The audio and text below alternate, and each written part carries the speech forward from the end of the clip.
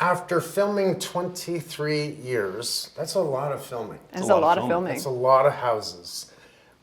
A lot of the feedback that we get from the people, we loved Homes on Homes. You got to bring that back. You got to bring it back.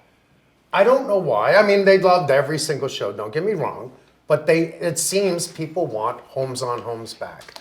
So we're going to bring it back, but we're going to do it even better. Did I cut you off? Listen, I'm not interrupting that. I mean, that was good. I couldn't even follow that up with anything. Homes on Homes building a legacy is really, we're going backwards, but going forwards. Think about it. When you first started, I remember when you put the drill into your finger. Yeah. I did that too. Yeah, but you did that yesterday. Oh.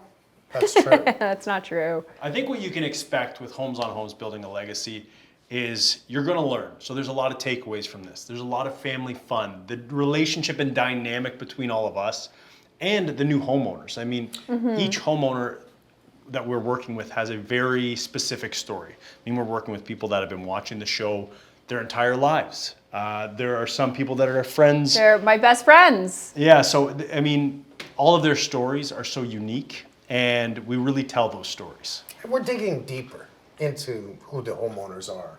Like we used to do years ago on Homes, we're bringing that back again, that we focus more on the trades. I love it when Aurelio, our plumber, he's talking all about the plumbing to you. Now you're starting to learn it. Frank, my electrician, I want to hear from them, not just us. We always want people to understand the why behind what we're doing. We want people to know that, okay, we're not just coming into a house gutting it because we can. We're gutting it because it has mold issues, it has electrical issues, it has plumbing issues. It's at a point that it needs this to happen, and here's what we're going to do to fix it. So there's always going to be that educational takeaway. And it's also not just about aesthetics or how things end up looking. It's the whole process in order to get to that finished state. So we're not doing your home just to give you back something pretty. We're fixing what's behind the walls. Arguably the most important thing about your home is what keeps it a safe home. I mean, for years what have we been doing? We look at the house, what's wrong, why is it wrong, and what do we have to do to fix it? Has that changed over the years? No. Have we gotten better at it? Yeah. What do you think? I mean, we've evolved, not only as a show, so you're going to see different aspects of this show, but technology's evolved. So we want to teach homeowners, okay, here's what you should look for when hiring a contractor, when buying a home, but here's also what you can do to fix it. It's also educational for us. I'm learning different things with different technologies that are coming into the home, different things with different trades, because we don't know everything about every single trade. So it's nice to be kept on your toes, and we're helping teach the audience something while we can also absorb new technologies and new information. Sherry learned how to stain brick. Yeah, I can stain brick. It's actually really fun. It's relaxing. It's like doing art. Yeah, and I'm not very artistic, so it's good. One thing our dad's taught us is that there's a lot of value in the skilled trades. I mean, we watched him work in the skilled trades his entire life, our entire life. So we see not only the hard work that goes into it, but the outcome, what you can do in your career, what you can do for your family. And we want to inspire the next generation of the skilled trades. And we've seen a lot of growth, a lot of change in the skilled trades industry. So we want to keep pushing that. Well, there's also the demand for jobs in the trades. We need skilled trade workers so badly, so badly. So a lot of kids or a lot of youth are going into schools, and I think schooling is great. I'm never knocking education. However, going for programs where there are no available jobs, and you graduate and you realize you have nowhere to go from there. Look into the trades, and I think a lot of that is knowledge. I didn't know for a long time that I could work in the trades. You really introduced me to that. I had to con you into it. You did, but I had no idea that it was a viable career for me. I didn't think I fit in that job atmosphere. So showing people that you can get in the trades, the different trades that you can do, and how good you can become at something or how satisfying it can be is really important to us. Great example, Sherry. I said, Sherry, we're going to New Orleans. We're going to help. Do you want to come? She's like, New Orleans? She was talking about flying there, not working there. I was a bit of a traveler, and that was kind of what my incentive. And now? I'm still here. You're getting to help people and feel like a superhero on a daily basis. So how can you say no to something like that? I think a lot of people that probably watch this show are familiar with Homes on Homes. I mean, when you came on the air, you changed the game. but a lot's changed since then. I mean, we're still teaching you why we're doing what we're doing, what we're going to do to help these families, and the materials we're going to use. We're shooting the show very differently now. I mean, technology has changed so much over the years. So we've got drones, we've got special effects, which, I mean, back 80 years ago, they didn't have that. No. They just used pages and drew something and then flicked the pages, right? Yeah. That's cartoons. That's Yeah, but cartoons. I think he was more making fun of you and how long I you've got been. it. Yeah, he got it. He just Just in took a case. different direction, which I respect. I ignored it. Yeah, he ignored it, which was That's really good. nice. But I mean, this show, it has the why. It has why we're doing what we're doing, what we're going to do to fix it. It also has personality. I mean, I feel like Sherry and I bring a different side of you out, where if you watch the old Homes on Homes, he's very much like, okay, I'm Mike I'm going Holmes. to come in here, we're going to take it all down, we're going to fix it. Now, you see a lighter version. You see a more playful version. He smiles sometimes. He's doing it right now. It's a smirk, but oh, it's there. You see that? I think another aspect that sets building a legacy apart from the OG of Homes shows is growth. Growth within ourselves, growth in the industry, and you can't help but see how different we look at a job and the things we can create. Now with working with interior designers, how we've grown that way. We never used to work with designers. Our houses I used to be designed. blank. Oh, we know. So we never used to work with designers, you know what I'm saying? We used to, because we focused so much on behind the walls, which is, like I said, the most important part of a renovation, a build, anything, we would give it back blank. And here's your house, it's finished, it's beautiful. But now we have the opportunity to work with these wonderful designers and really create a unique, beautiful space. There are also a lot more behind the scenes family moments in this show compared to Homes on Homes. I mean, behind the scenes with our family, behind the scenes with the families that we're helping. I mean, you're really getting to know these families, why they ended up where they are, you know, the contractors that maybe put them in a bad spot, or just the hardships of life in general. Which I think that's very important as well. Everyone is going to be suffering or going through some kind of hardship in life. So it makes it so much more relatable to know that, hey, you're not alone. This person's also suffering for these reasons. And you get to kind of go through a renovation with us and with homeowners, if that makes sense. It does to me. This is reality television. I mean, we're showing you the problems we run into. We're showing you the problems that the families have, the problems we have. I mean, growing in a family business, there have been some growing pains. Oh. But now we're closer than ever.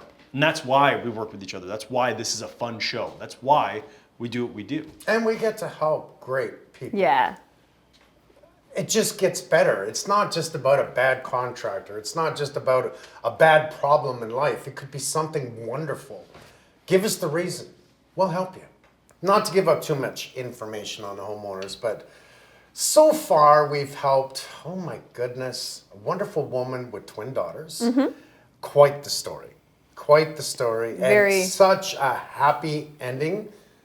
I thought she was going to knock me over. An excitement. Seriously. I mean, there's Mike and his family. Yes. Yeah. Michael. Yeah, Michael. His name is Michael. That's like true. yours. That's true. There's a lot of mics. It gets a little confusing Well, for it was some of hard us. on this job site because his dad's Michael. He's Michael. He's a Michael. He's You're a I'm Michael. You're a Mike. Michael. Soundman's Mike. Michael. How many mics do we have? There's an awful lot of mics. Yeah, it's a lot. It's like M&M's. So Michael has autism, and he's been watching your show literally since Homes on Homes day one. He knows every trade. He knows all about your family. He even knows that we have another sibling who's not on camera. I mean, he knows Yes, he knows her everything. name. Everyone's name. Walking through the house, he's picking up at problems. And I mean, we surprised Michael, and just seeing his reaction, I mean, I can't wait for everyone else to watch this.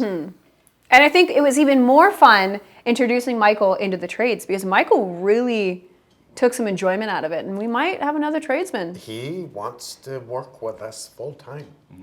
So with Michael, they really needed to renovate Michael's home. He's living there with his family. They needed an update, and Michael's going to be living there for the rest of his life. So they want to make sure that it's done properly. Now, the catch there is that he only wants Mike Holmes to do his house. In fact, when one of our guys went there to look at the job, he said he was a contractor. And Michael said, well, Mike Holmes says you need at least 3 quotes. You have to compare the quotes. So we need to get 2 more contractors in here. I mean, he is a diehard. Everything, you are like your word is his go-to. He's like, whatever Mike says, we'll do that. He doesn't like change. He wears the same white shirt, not the same one. He's got probably 7 for each day of the week. White shirt, jeans, eats the same lunch every single day.